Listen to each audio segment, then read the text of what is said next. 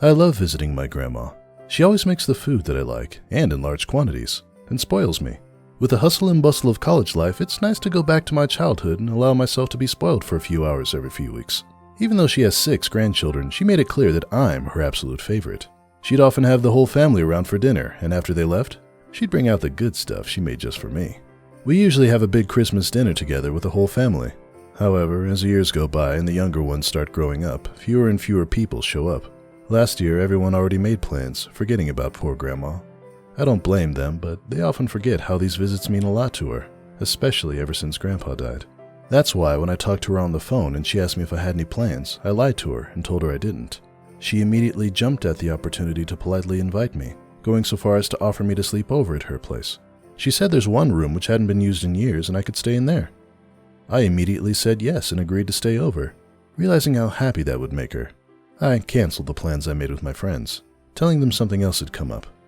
Although they were bummed about it a little, their drinking party wouldn't stop because of me. That was the last Christmas I would ever spend with my grandma. On Christmas Eve, I arrived to my grandma's place and she greeted me like she always does, with a tight hug and lots of kisses. I barely even stepped inside when she started offering me food. She had already made what could only be described as an all-you-can-eat buffet. We dug in, and once we were done, she showed me where I could sleep for the night. It was a cozy little bedroom, which apparently used to be my mom's room when she was little.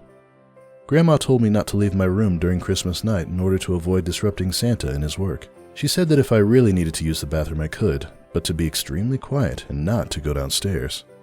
On the nightstand, she left a list of things I should do before I go to bed to ensure I get a good present. I decided to play along and abide by the rules. I told her I'd read it before bed and do everything necessary, and she seemed content with that. She wished me good night and left the room. I was pretty tired from the trip and the enormous dinner I've eaten, so I lay down on the bed and involuntarily fell asleep within minutes.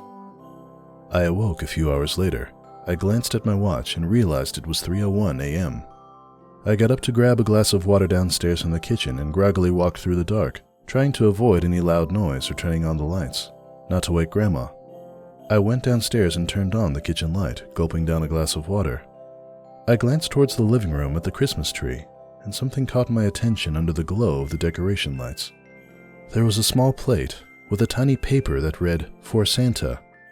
I reckoned it was cookies and milk, but when I got closer I found that the plate was empty. Red liquid was in it, and right next to the plate was a small bucket. Obviously, I found this weird, but figured that Grandma must have just forgotten to put it away or something. I turned off the kitchen lights and returned to my room, just then remembering the list Grandma gave me. I grabbed it off my nightstand and started reading.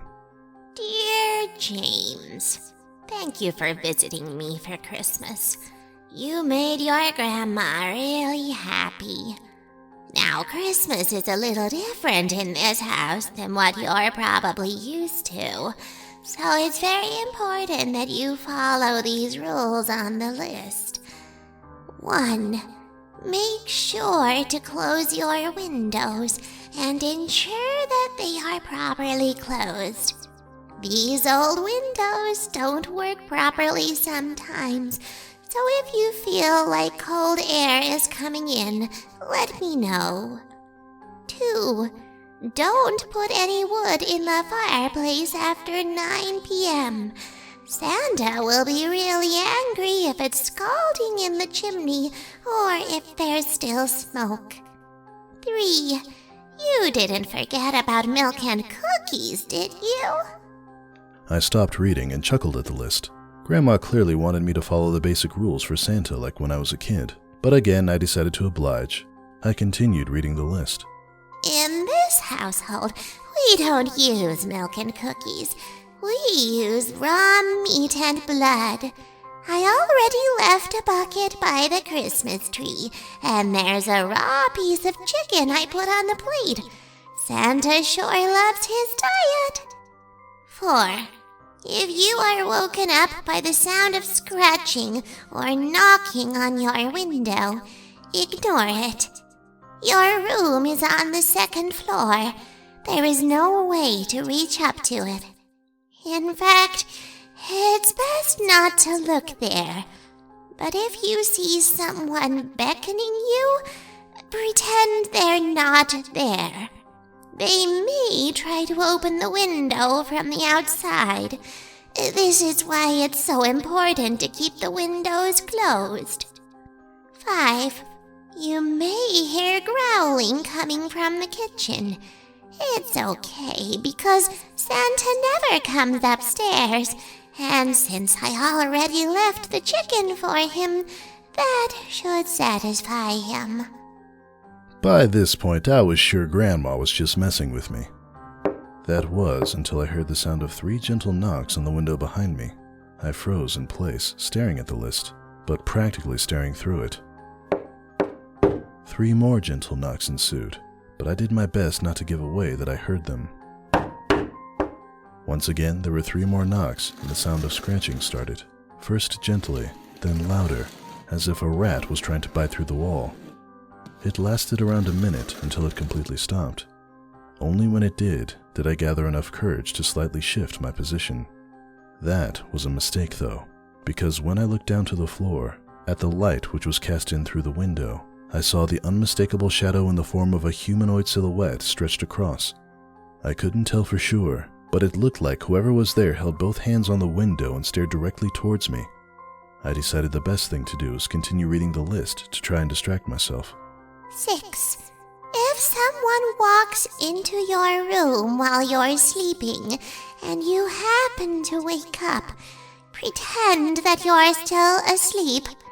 In the worst case scenario, the person will sit on the edge of your bed and observe you. So do your best not to let them know that you're awake. If you feel their breath on your neck and it gets progressively closer, it means they realized you're awake. 7. You may hear me calling you from downstairs. Don't listen to it. I will under no circumstances go downstairs during the night. 8. Last and most important rule. If you get up to go to the bathroom, never, ever, ever turn on any lights in the house. He has trouble noticing you in the dark, but if you turn on the lights, he will be able to follow you wherever you go. And then not even locking your door or windows will help. 9. Follow these simple rules, and in the morning we can open your Christmas presents. Love, Grandma. The scratching and knocking had already stopped by the time I was done reading, and the shadow from the window was gone. I got into bed and covered myself over my head, shivering, and not from the cold. Sometime during the night I heard my door open, but did my best to ignore the footsteps and low growling noise. I either passed out or fell asleep sometime later, but all I know is I woke up to the sound coming downstairs from the kitchen. I shot up, looking around the room and at the window, rubbing my temples and thinking about the nightmare I had. I left my room and immediately heard my grandma's voice calling me from downstairs to come open the presents.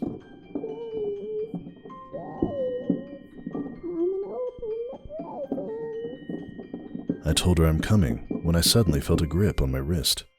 I turned around and saw my grandma there, staring at me, wide-eyed. She leaned in and whispered in my ear with a trembling voice. You turned on the lights, didn't you?